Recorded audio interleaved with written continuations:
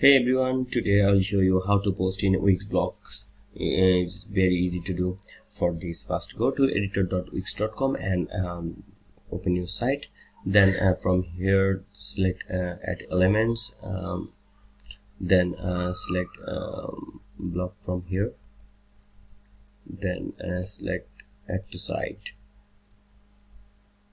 You will see your block will adding. Then you will see the dashboard. From here, if you click on the three dot, then you will see you can delete it. Then you can select get your site online. If you select it, it will be online.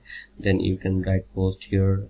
Then you can create if you click it, then you can create new post. You can manage the block, and you can add block elements here. If you click on it, and you will see post list, post tech cloud, archive, and that's it. That's how you can post in Wix block.